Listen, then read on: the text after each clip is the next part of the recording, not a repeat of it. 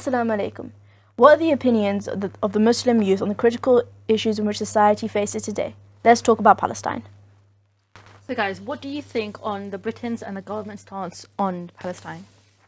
I think it's quite ridiculous, to be totally honest with you. Like, we have the Conservatives, they haven't called for a ceasefire. The Labour Party, they haven't called for a ceasefire. They haven't even got it on their agenda to call for a ceasefire. Yeah, if anything, what was it the Labour Party said? They said that it's okay for Israel to cut off water for the people. The Conservatives say Israel has the right to defend themselves. I just think it's a bit of a joke at this point. I mean, Keir Starmer is apparently, he used to be a human rights lawyer. Yeah. Didn't know it was human rights to cut off water. Yeah, but it is quite, like, it's just general human morals to see what's going on. You don't have to be Muslim, to support Palestine. It's just general morals at this point. Like, you can see people are getting killed. The position there, it's not right. And to think that these politicians, they're happy to not call for a ceasefire. They're happy to see this continuing to happen, even just for their own careers in politics, and so that they can stay in the game. I think it's just ridiculous. I think as well, the public aren't even asking for them to solve it at this point. They're saying call for a ceasefire. Yeah, just the basic. That means people stop dying on both sides. Whether you support Israel or its right to defend itself, whether you support Palestine and its right for there to not be a genocide happening, you don't want death. No one wants death.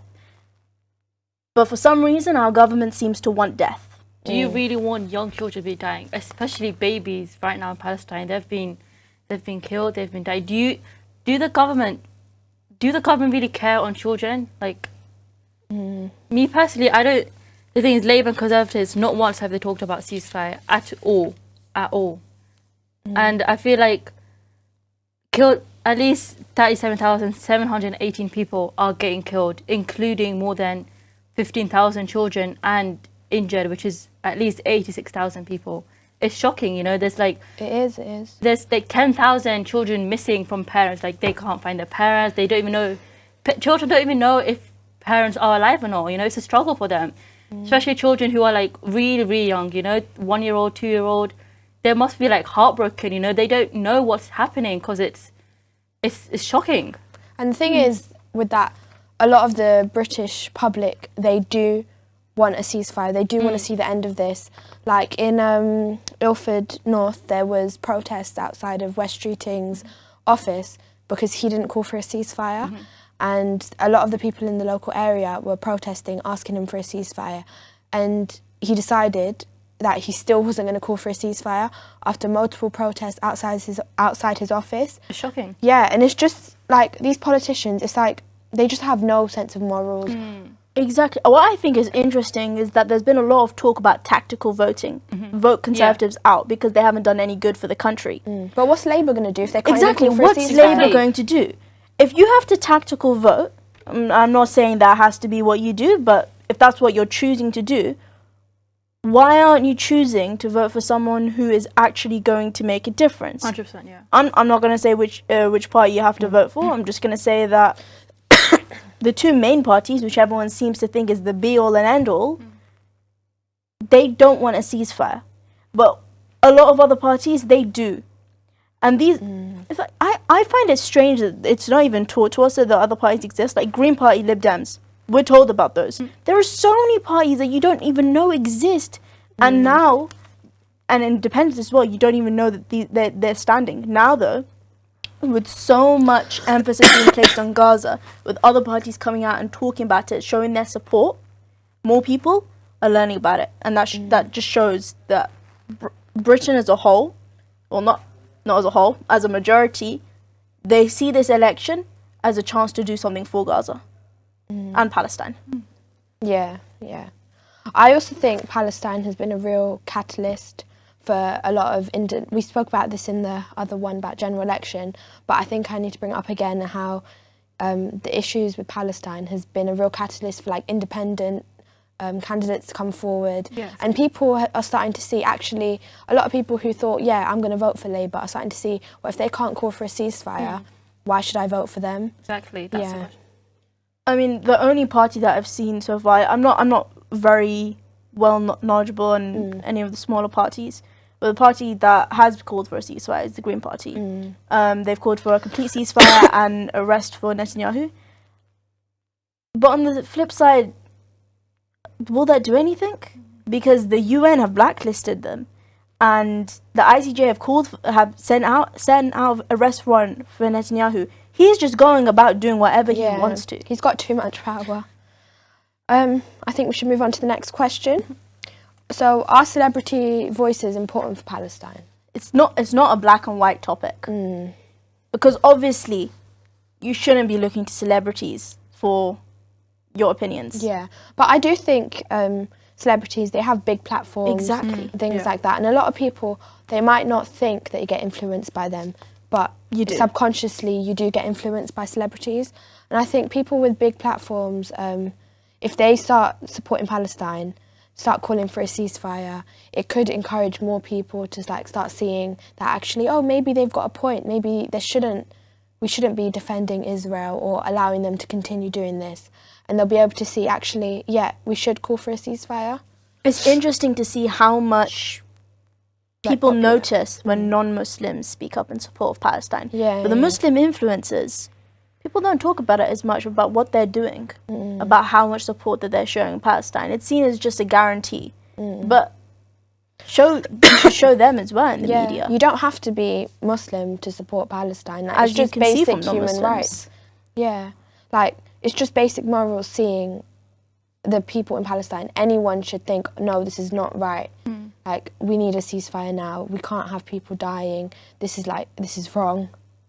What I done though is the respect that people have for celebrities who do speak up, because it's not something you should respect them for. That's just something they should be doing. No, but Obviously, respect. I do think you should, because being a celebrity, you have a very high profile, and there are a lot of people who are against supporting Palestine.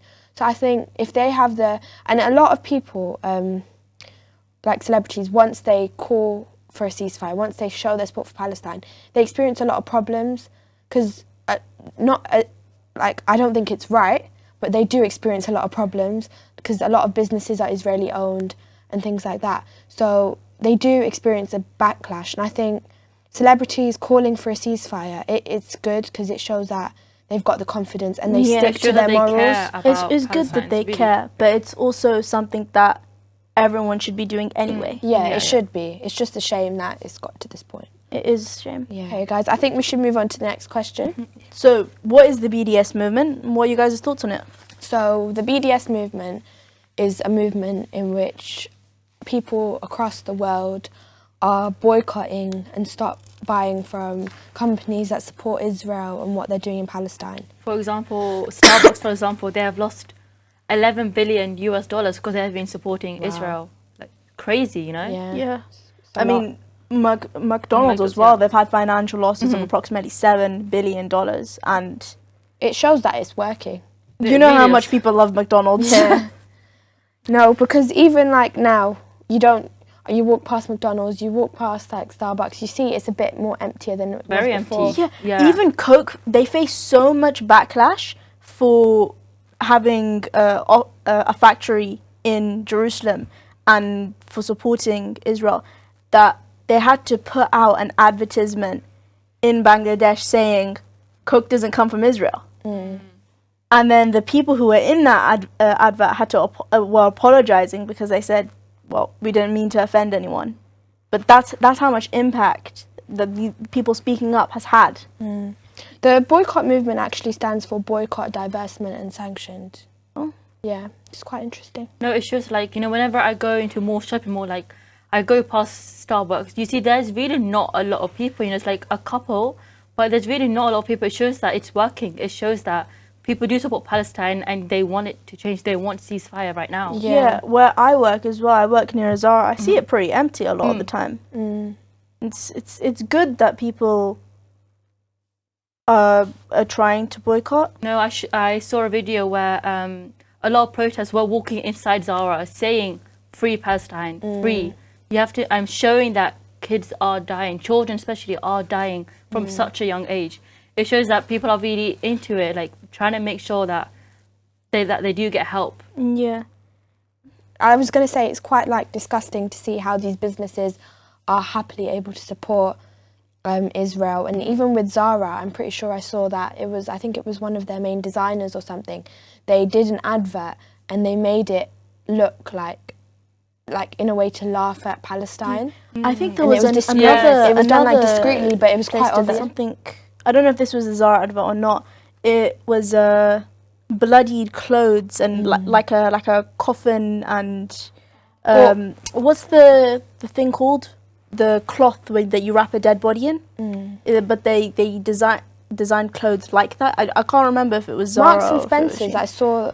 Oh. It was a Christmas advert, and they were like putting all the Palestine colours, like the red, the green, and it was like getting burnt. And they said, "Oh, it's just the festive colours," but who burns festive colours? There are still so many people being insensitive about it in social media as well. Like we've seen social media, there's so much awareness being put out there. But on the flip side, there is so much hatred. A lot of hatred. And it's disgusting that people can't have the basic decency to care about women and men and children dying in Palestine, and the lack of care for people's lives. I mean, there are so many activist movements in this country, feminism and human rights and animal rights, but all of that goes out the window when it comes to Palestine. People stop. Yeah.